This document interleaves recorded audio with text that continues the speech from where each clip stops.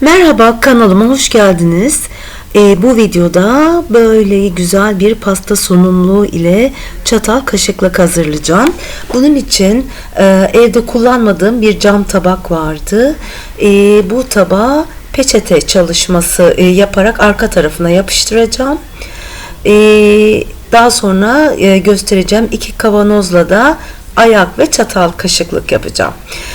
Şimdi öncelikle olarak peçetenin ikinci katını çıkarttım ve orta noktasından başlamak üzere peçeteyi tabağın üzerine yapıştırıyorum.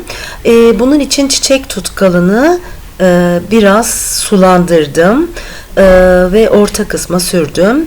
Yavaş yavaş peçeteyi yırtmamaya özen göstererek ortadan kenarlara doğru fırça darbeleriyle hassas bir çalışmayla yapıştıralım. Peçete çok ince bir yapıda olduğu için yer yer bende yırtılmalar oldu. Ancak bu peçetenin üzerine tekrar boyama yapacağım için bu önemli değil. Şimdi peçetem çalışmam bitti ve bunu bir gece beklettim. Sabaha kadar kurudu. Ertesi gün boyamaya geçtim. Multi-Surface boya kullandım. Kemik rengi 2 kat olmak üzere boyayacağım. Bakın boyanınca gösterdiğim gibi desenler daha güzel ortaya çıkıyor. Biliyorsunuz bu tip çalışmalarda arka fonun açık renk boyalı olması önemli. 2 kat boyadım ve beklemeye aldım tabağımı kuruması için ve kavanozlara geçtim. 2 kavanozum vardı. Bir tanesi çatal kaşıklık olarak kullanacağım. Diğerini de sunum tabağıma ayak olarak dizayn edeceğim. Kavanozlarımın üzerine motif yapıştırmak istedim. Böyle küçük küçük hiç zor sunmadan motiflerimi hazırladım. Ben bunu bir gece kucağıma aldım ve böyle nakış yapar gibi tek tek silikon kalıbımdan motifleri çıkarttım. Kapaklı bir kavanoza koydum ve ertesi gün çalışmama başladım bu şekilde. Tek tek çiçek tutkalıyla kavanoza yapıştırıyorum. Birinci sırayı yapıştırdıktan sonra ikinci sırayı bu şekilde dizayn ettim. Her bir motifin arasında bir parmak açıklık bıraktım ve motiflerimi yapıştırdım. Silikon kalıbımı hepsi buradan aldım. Ancak Trendyol ve N11'de de bulunmakta. Aynı zamanda Letgo'dan ikinci elde bulabilirsiniz. Bir araştırın bence. Silikon kalıbımdan yine bordür kalıbımdan böyle soğuk porselen hamurumdan bordür çıkarttım. Çünkü bu çatal kaşıklık kavanozumun bu kapağın kapandığı burgu kısmını bu şekilde kapattım. Evet, çiçek tutkalıyla yapıştırdım. Düzgün bir şekilde yapıştırıyoruz. Soğuk porselenin yapımını açıklamalar kısmına bırakacağım linkini. Kanalımda bulunmakta. Aslen yapımı çok zor değil. Bence deneyin.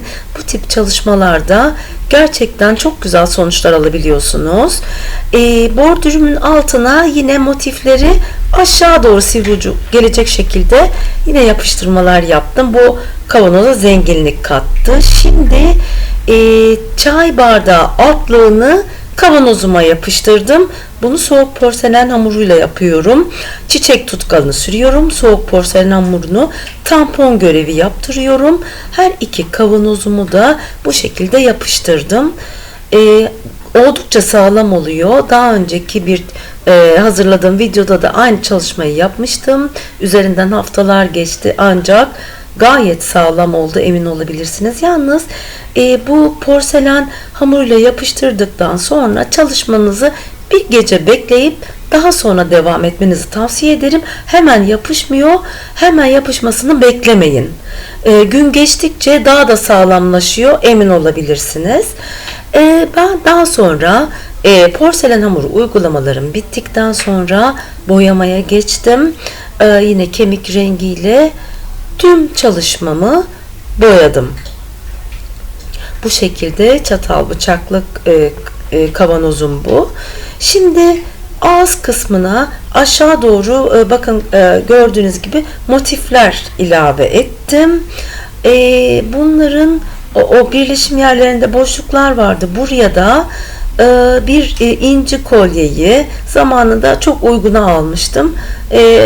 Kullanmadığım için de bozdum bunu. Bundaki şeyleri, taşları keserek incileri o boşluk kısmına yapıştırdım. Yani oturttum daha doğrusu. Soğuk porselen hamurum daha yumuşaktı. Elimle bastırarak oturttum. Bu incileri ben inci rengini istemedim. Bronz rengine boyadım. Metalik bronz rengine. Siz isterseniz o renkte de bırakabilirsiniz. Ve tabla kısmını da yine bronz rengine boyadım. Yine sunum tabağımın altına gelen kavanozu da önce kemik rengine boyadım. Ve şimdi tabağımı bu kavanozun üzerine yine soğuk porselen hamurumla oturtacağım. Yapıştırma işini hızlı yapıştırıcıyla yapabilirsiniz. Yani eskinin Japon yapıştırıcısı derdik eskiden. Şimdi farklı numaraları var. Ben böyle çalışmalarda daha kuvvetli yapışsın diye soğuk porselen hamuru kullanıyorum. Bir daha tekrar ediyorum. Daha sağlam oluyor bana göre. Bu benim bulduğum bir yöntem. Kimse de görmedim. Ancak sonuç çok iyi. Onu size söyleyebilirim. Bir gün beklettim ve ertesi gün bakın elimle de gösterdim. Çok sağlam oldu. Kavanoz ve sunum tabağının birleşim yerine bordürümden yapıştırıyorum. Bir önceki kavanozun ağız kısmına uyguladığım bordür bu. Evet, çiçek tutkalıyla yapıştırdım. Sağlamlığını böylelikle test ettim ve sunum tabağımın ayak kısmının alt tarafına gelen çay bardağı altından yapıştırdığım tabla kısmını da bronz rengine boyadım. Diyebilirsiniz neden önce kemik rengine sonra üzerine bronz yaptık? Ben çalışmalarımda metalik renklerin bir multisurface boyanın üzerine boyadığımızda daha iyi sonuç verdiğini gördüm. Evet. Şimdi de bu açık renk kısmın üzerine biraz koyultacağım bir eskitme çalışması yaptım. Sürsil tekniğiyle. Böylelikle motiflerin kenar kısımlarında bir koyuluk görünmesini istedim. Burnt umber rengiyle glazing medium'u eşit oranlarda karıştırdım, sürdüm ve şimdi nemli bezimle siliyorum. Bezin kirli olmaması lazım, temiz bez olması lazım. Yani daha önce kullandığınız bir bezle aynı sonucu alamıyorsunuz. Beziniz de çok ıslak olmasın, boyayı kaldırır.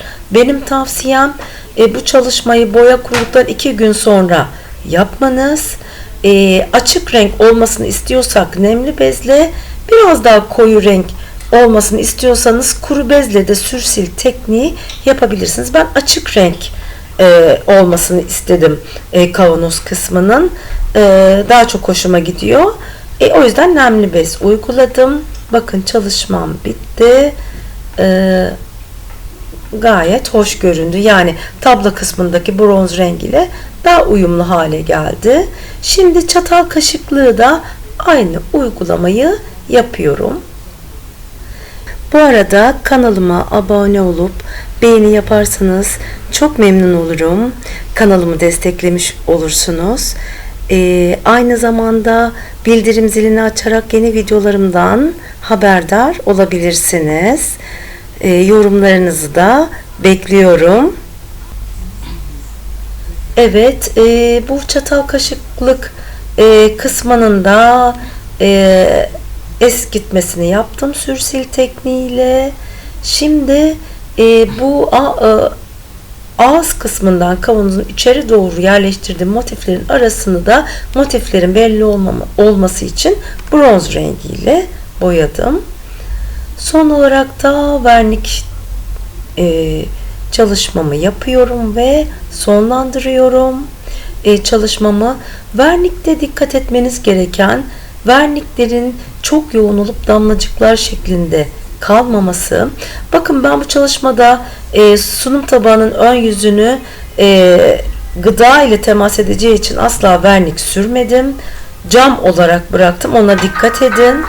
Sadece alt kısmına, çatal kaşıklığında dış kısmına vernik uyguladım. Beni izlediğiniz için çok teşekkür ediyorum. Yeni videolarımda görüşmek dileğiyle diyorum.